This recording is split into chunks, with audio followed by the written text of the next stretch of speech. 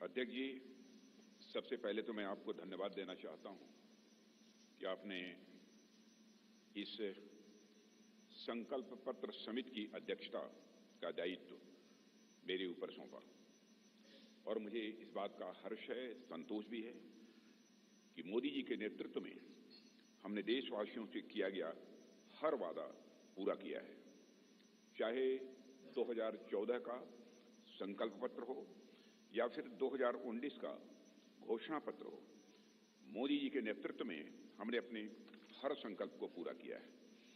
जब मोदी जी के नेतृत्व में हम 2014 के लोकसभा चुनाव लड़ने जा रहे थे तो उस समय मैं पार्टी का राष्ट्रीय अध्यक्ष था। Doctor Murli Manohar Joshi ji manifesto committee के चेयरमैन थे। मोदी जी के आग्रह को ध्यान में रखते हुए पार्टी का जो संकल्प पत्र तैयार किया गया था उसमें इस बात का विशेष ध्यान रखा गया था कि जो भी संकल्प हम देश के सामने रखें उसे हम निश्चित रूप से पूरा करें। मित्रों, भाजपा अपने संकल्प पत्रों के माध्यम से जहां स्वाभिमानी और सशक्त भारत के निर्माण का रोड मैप प्रस्तुत करती है, वहीं समाज के हर वर्ग के विकास और कल्याण के प्रति अपनी प्रतिबद्धता को भी देश के सामने रखती है।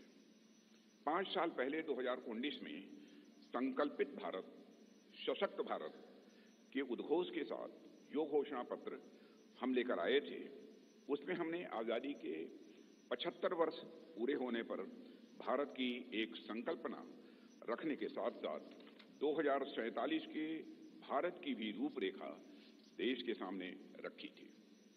उसी भावना के अनुरूप ही हमने 5 साल के संकल्प लिए थे और मुझे ये कहते हुए साथियों प्रसन्नता है कि साल 2019 में भारत के विकास एवं जन कल्याण के लिए जो भी संकल्प हमने लिए, आज 2024 तक उन सब को पूरा करने में हमने कामयाबी हासिल की है।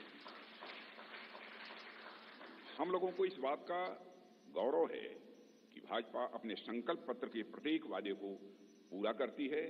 जो हम कहते हैं वो हम करते हैं। हमारे वर्ड्स, हमारे डीड्स, हमारे कृति और हमारे कथन में कभी कोई अंतर नहीं रहा है। यह बात आज केवल भाजपा के लोग ही नहीं बल्कि देश के नागरिक भी मानने लगे हैं। यही विश्वसनीयता हमारी सबसे बड़ी ताकत है। हमने जम्मू और कश्मीर से धारा 370 समाप्त करने की बात कही थी। आज धारा 370 समाप्त हो चुकी है। हमने महिलाओं के लिए विधायी संस्थाओं में 33% आरक्षण की बात की थी। प्रधानमंत्री मोदी जी की प्रेरणा से नए संसद भवन का उद्घाटन होते ही पहला कानून नारी शक्ति बंधन अधिनियम के रूप में देश के सामने आया। साथियों, हमारे संकल्प पत्र में अयोध्या में भगवान राम के भव्य मंदिर के निर्माण का मार्ग प्रशस्त करने की बात भी कही गई थी। आज अयोध्या में रामलला की नव विग्रह में प्राण प्रतिष्ठा हो चुकी है। हमने अपने संकल्प पत्र में आत्मनिर्भर भारत के निर्माण की दिशा में कदम आगे बढ़ाने की बात की थी। आज उस दिशा में देश तेजी से आगे बढ़ रहा है। साथियों, हमने इंक्लूसिव ग्रोथ, समावेशी विकास की बात की थी और गरीब कल्याण के प्रति अपनी प्रतिबद्धता भी व्यक्त की थी। प्रधानमंत्री मोदी जी की गरीब कल्याण के प्रति संवेदनशीलता का इससे बड़ा उदाहरण और क्या हो सकता है कि देश के 80 करोड़ से अधिक जरूरतमंद व्यक्तियों को प्रधानमंत्री गरीब कल्याण अन्न योजना के तहत 2020 से लगातार मुफ्त राशन दिया जा रहा है और मोदी जी ने इस योजना को 2029 तक चलाने का संकल्प भी व्यक्त किया है। साथियों, प्रधानमंत्री मोदी जी के नेतृत्व में हमने पिछले 5 वर्षों में संकल्पित भारत, सशक्त भारत के संकल्प को पूरा करने पर सफलतापूर्वक काम किया है। अब हम भारत के 140 करोड़ नागरिकों के सामने अपना नया संकल्प पत्र प्रस्तुत करने जा रहे हैं। भारतीय जनता पार्टी के जिस संकल्प पत्र को आज हम जनता के सामने प्रस्तुत कर रहे हैं उसे तैयार करने में बड़ी एक्सटेंसिव और कम्प्रिहेंसिव एक्सरसाइज भी की गई है। संकल्प पत्र समिति के पास 3 माध्यमों से सुझाव आए। पहला, रथ के माध्यम से सुझाव हमारे पास आए। दूसरा, संस्थाओं और व्यक्तियों द्वारा पार्टी संगठन के माध्यम से सुझाव आए, हम तक पहुंचाए और बड़ी संख्या में ऑनलाइन इनपुट्स भी हम तक आए। 4 लाख सुझाव नमो ऐप के माध्यम से भी आए हैं।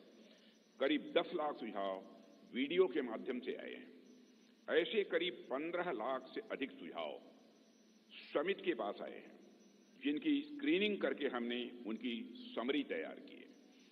उनमें से मुख्य मुद्दे ढूंढे गए और उस पर चर्चा हुई कि इन मुद्दों पर हम क्या कर सकते हैं। इस बात पर भी विचार हुआ कि हम जो संकल्प लेंगे उनके फाइनेंशियल इम्प्लीकेशंस क्या होंगे।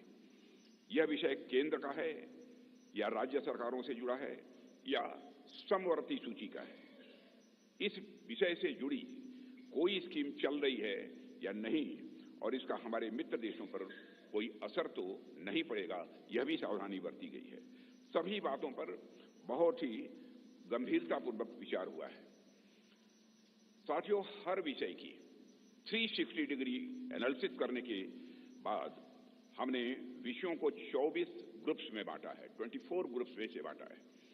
इनमें से 10 सोशल ग्रुप्स बनाए गए, जिनमें गरीब, युवा, मध्यम वर्ग, नारी शक्ति, किसान, श्रम शक्ति, मछुआरे, एसएमईज, विश्वकर्मा, स्मॉल ट्रेडर, वंचित वर्ग, सीनियर सिटीजन एवं सबका साथ सबका विकास, जिसमें समाज के अन्य पिछड़े व कमजोर वर्ग शामिल हैं। इसी तरह जीवन और गवर्नेंस के जुड़े मुद्दे ये 14 सेक्टर में बांटा गया है इन्हें। और इनमें पहला है विश्व बंधु, जिसमें भारत के अन्य देशों के साथ संबंध की बात की गई है। फिर है सुरक्षित भारत, जिसमें भारत की आंतरिक और बाह्य सुरक्षा का विषय है। तीसरा है समृद्ध भारत। चौथा है ग्लोबल मैन्युफैक्चरिंग हब। पांचवां वर्ल्ड क्लास इंफ्रास्ट्रक्चर। छठा ईज ऑफ लिविंग। सातवां विरासत का विकास। आठवां है गुड गवर्नेंस यानी सुशासन। नवां है स्वस्थ भारत। 10वां गुणवत्तापूर्ण शिक्षा। 11वां है खेल का विकास। 12वां है सभी क्षेत्रों का संतुलित विकास करना। 13वां है इनोवेशन एंड टेक्नोलॉजी और 14वां है सस्टेनेबल इंडिया, जहां पर्यावरण से जुड़ी हुई बातें। हमारे संकल्प पत्र का हर संकल्प मोदी की गारंटी से युक्त है। मित्रों, आज भारतीय राजनीति में मोदी की गारंटी 24 कैरेट सोने जितनी खरी मानी जाती है। इसलिए मुझे कहने में रंच मात्र भी संकोच नहीं है कि हमारा संकल्प पत्र भारत ही नहीं, दुनिया के राजनीतिक दलों के मैनिफेस्टो के लिए एक गोल्ड स्टैंडर्ड है। और मुझे पूरा विश्वास है जिन संकल्पों को हम यहां रख रहे हैं वह 2047 तक एक विकसित भारत के निर्माण के प्रधानमंत्री मोदी जी के संकल्प को जहां यह आकार भी देगा, वहीं यह विस्तार भी देगा और उसे साकार करने में भी यह मददगार साबित होगा। साथियों, मैं यह भी आपको की जानकारी में लाना चाहूंगा, इस संकल्प पत्र को तैयार करने में अपनी प्रतिदिन की अत्यधिक व्यस्तताओं के बावजूद हम सबके साथ देर रात तक बैठकर माननीय प्रधानमंत्री जी ने हम सभी का मार्गदर्शन किया है। उनके पास बैठने के बाद और उनके विचारों सुनने के बाद मैं स्वयं इस नतीजे पर पहुंचा, कैसा होगा हमारा विकसित भारत, जहां इस संबंध में उनके अंदर पूरी स्पष्टता है, वहीं पर आत्मविश्वास है कि यह हासिल होकर रहेगा। साथियों, इस इलेक्शन कमेटी की कन्वीनर श्रीमती निर्मला सीतारमण जी और जितने भी हमारे इलेक्शन कमेटी के सदस्य हैं, इलेक्शन मैनिफेस्टो कमेटी के, उन सभी के योगदान की मैं सराहना करता हूं।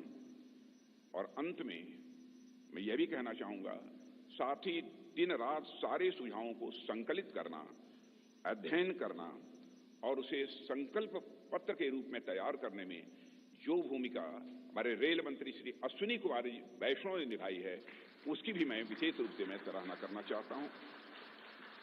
इन्हीं शब्दों के साथ अपना निवेदन